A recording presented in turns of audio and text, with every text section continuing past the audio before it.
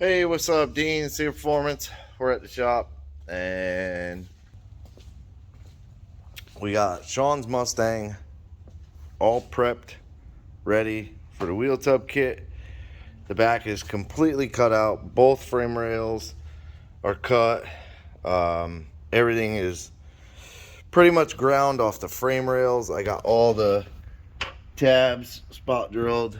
There's a bunch on this side. I got the back cleaned up. I got the extra piece off that was from the floor, so that's all cleaned up. Frame rail on the outside, did this one the other day, but all the spot welds cleaned up. This big tab ground down. I have to do a little bit of just cleaning up the old paint off to be able to weld to. Yeah, but the floor is ground flush to the frame rail all the way down. Then the wheel well is cleaned up all the way around. I gotta just heat the body filler out of it. This side I got the wheel well cleaned up. There's one spot up there that I gotta do. Then I believe this side, yeah, I just have to touch up this side with the flap disc and get this corner off back here with all the body filler. But being that all that is done, I mean, the floor is ground to the frame rail all the way and cut over. So there's a lot done. There's only a little bit that is left. It's just touching everything up on this side. Being that I got that all done yesterday, I am going to work on the cage today, because I'm not 100% sure how I want to do the rear bars. My idea, I also cut out the valance panel. I cut that whole back panel out, and it's sitting over there. We'll have more room. I mean, I know the trunk bars are still there, but eventually on these kind of cars, they go fiberglass deck lid, it pins on, or Zeus fitting, Zeus fasteners, whatever. So we can end up taking the whole trunk hinge out eventually. Eventually. We could take the whole trunk hinges out and probably lose 5, 6, 7 pounds, and then the deck lid would probably lose like another 10 pounds ish, somewhere around there. So it'd be a lot of weight out of the car. But my idea for the roll bar going down is, typically on the Mustangs, they come off the main hoop right here. They come off the back side of the main hoop, and they kind of come down, turn in, and then turn back straight. And what that does is narrows that trunk space. So my plan is to keep that quarter panel support right there, that triangle, but possibly cut through where there's already a hole for the gas filler there. And I may even just run the bar to right here. I haven't fully sized it yet and done all of that, but that's my idea, is to keep the bar tucked more along the roof line. I may even try and get it tucked all the way and then turn down, and then I'll do outpost. I can't do it in front of the frame rail, the tire's there, but I haven't looked at that. And usually with this, I'll take masking tape and I'll just kind of attach it at points, and give me an idea on what I want to do with the bar. And then that also helps me get the angles and measurements and stuff like that. So what I'm looking at right now is all this wiring. Now, I already took the ECU out, started pulling the cables where they were kind of entangled in everything. So that this was the ground that went to the battery, this gray. It's like, I don't even even know what kind of cable this is, but it is some gnarly cable. It's real stiff cable, but it's not real big gauge, but it's a stiff cable. So I pulled that one all the way out and then just clipped it up in there. Now I got the main positive battery that's zip tied to the Holly main harness. I got that out. I'm gonna bring this up and shove it in here just to get it out of my way for now. I'll shove it up in there, but then I noticed the green wire off the Holly harness, which comes through the firewall, because it comes out somewhere over in there. This is also the power wire for it, but this green wire goes to the fuel pump, so it starts to entangle itself in the wiring, and then it comes back. Then they changed it over to a cheap red wire, which runs all the way back to the fuel pump. But I found the tape, and they soldered it together, which, you know, that's fine and good. But I'm gonna cut this out, pull the green wire out, and then I'll zip tie it up to this battery cable, because it runs to the back.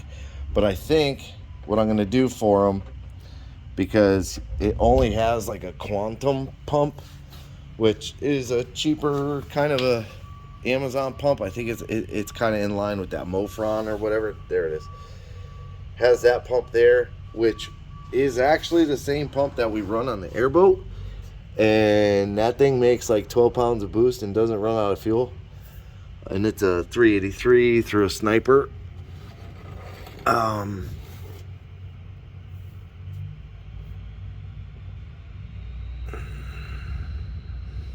don't see the rating on this one. No, I don't see the rating on this one. But that's literally the same pump. Has a huge inlet and a huge outlet, and it works. So what I'm gonna do, once I get everything done, I'll figure out where to mount everything. The trans cooler, they ran braided line, but then just kind of clamped them on, because those are barbed fittings, which is fine for now. Those are things that he could change later on, do whatever he wants with. So I'll figure all that stuff out after. I'm going to add a relay for the pump, and what I'll most likely do is attach the relay to the back over there, and I'll use this red, which it used to be red. Well, I'll probably leave this red wire, but I'm going to cut it up there where it attaches to the green one, so I can get the green one unstrung, and we'll make the wiring just a little bit neater, real quick, like easy to do type, throw it together so that it's cleaner. Yeah. But this will trigger the relay, and then we'll just have to run a ground, a battery feed, and then tie the fuel pump wire, power wire, which I believe I left on the fuel pump. Yeah, I left it on the fuel pump. Oh, it actually goes to right there. I actually cut it. I'll change this wire, because you can see it's a super thin gauge wire. This is like the cheap wire, that's why it's real flimsy and stuff. So I'll change this gauge, and I'll pin it into the relay and run it to a new eyelet on the pump. And then I'll also bring the pump ground, instead of being screwed, it was screwed somewhere under here. I don't remember exactly where it was screwed in, but instead of it being screwed into like the frame, I'll bring the fuel pump up, the ground up, and either do like a junction block, or, you know, something that I could tie the ground onto, and then he has more room back there if he ever wants to do something else power wise back there, like an air compressor for boost control or something like that. He has that stuff there. There's also a breaker, which I don't know what that breaker is for. It's got 2 wires to it, and then they just tie into this harness. Hey, can't see nothing. There it is. See, it's this here, and they come back into this harness, which goes all the way to the front of the car. Cover everything. It's in this harness here, this one here, that goes all the way up to the front of the car. So I don't know what that's for. I don't want to mess with it because I have no idea how to reset it. Yeah, it's weird. But anyways, so working on the cage, old school. Got a notebook, angle finder, and a pen, and a tape measure. I am going to start with the, oh, sorry about that, we're all up in my face. I'm going to start with the subframe connectors. I'm going to get those drawn onto the floor, get the floor cut out, and get the tubing cut. And the way I'm going to do it is I'm going to try and tie it into the torque box. Ouch. Under the car, there is right here. Oh, actually the frame rail. So this piece of the frame rail here, I'm going to cut this piece out and plate it, and then that'll be where my subframe connector goes. And I'll probably keep it, you know, kind of half in the floor. I'm gonna end up taking these off. They're not even fully welded, so they're not doing anything for the car, essentially. So I'll get rid of these, and then for the front, oof, the front frame rail is between these sets of pinch welds, and they come down, which I believe is this hump right here. That is the frame rail essentially, and it stops somewhere in here.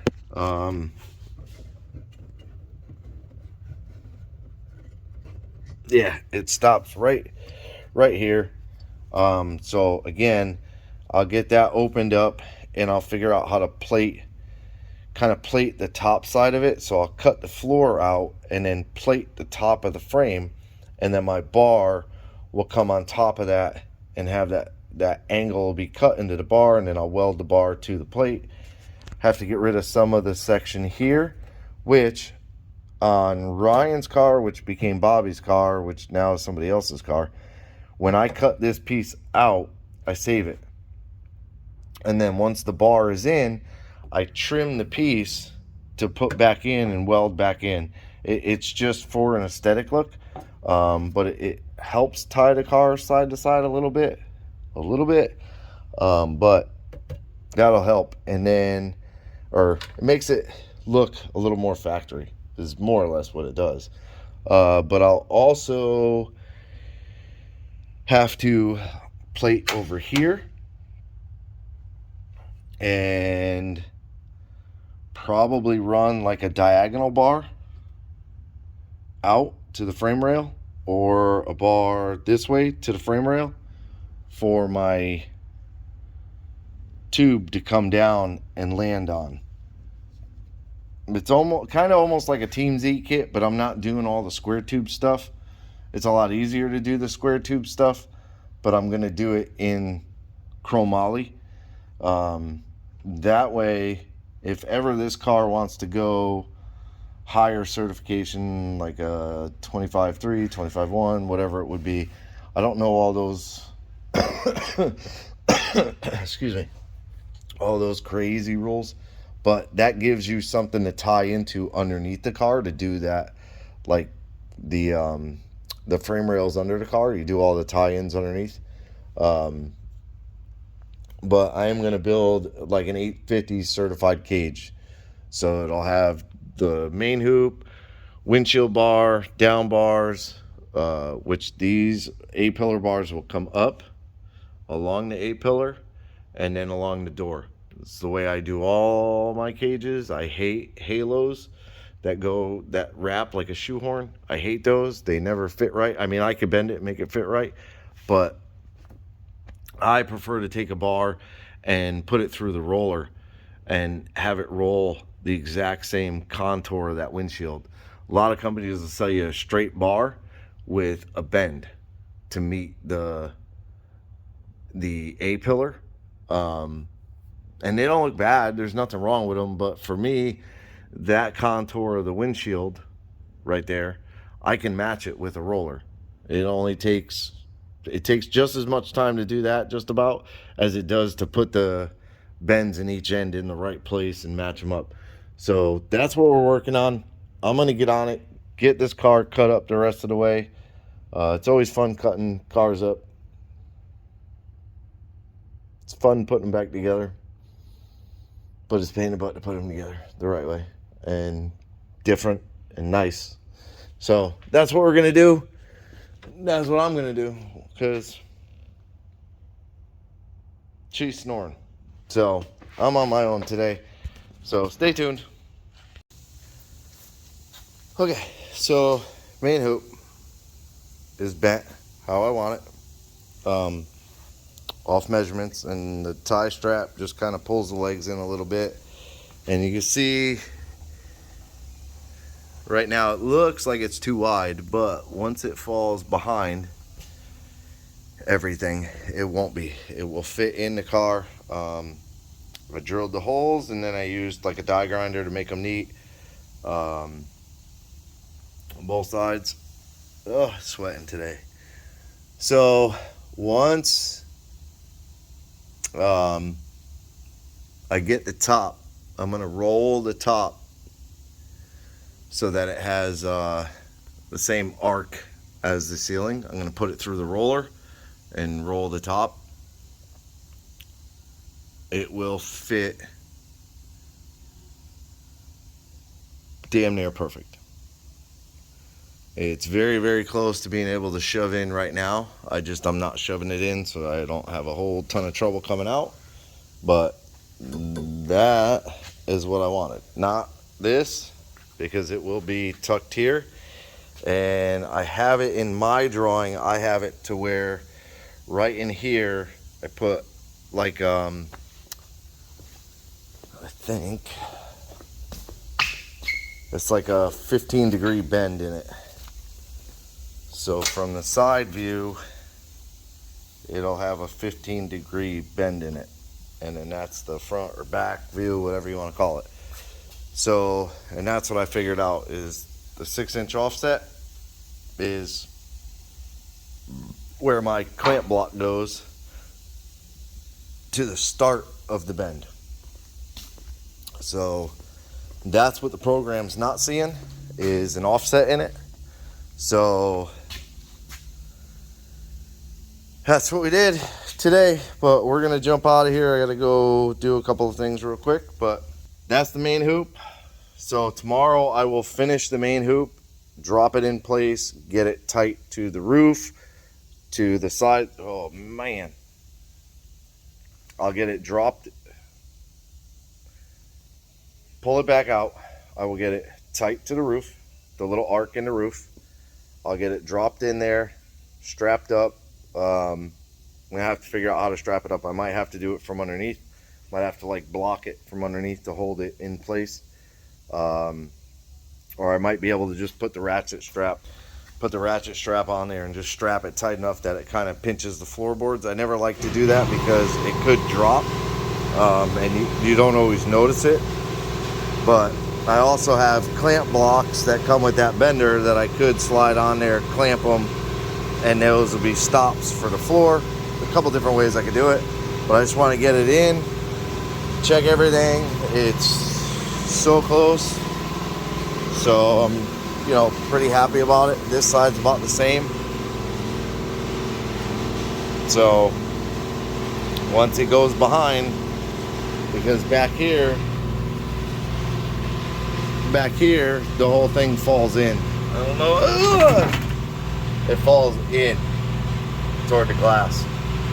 So, and I may need to trim this piece out just to kind of keep the bar straight up and down, but I'm hoping I don't have to trim that out. It's kind of the door support, I guess, if you want to call it that. But it wouldn't be bad having to trim that out. So that's where we're at. For this one, that's it. Appreciate you watching. Like, subscribe, hit the bell to be notified of new videos, and leave me a comment. Have a good day.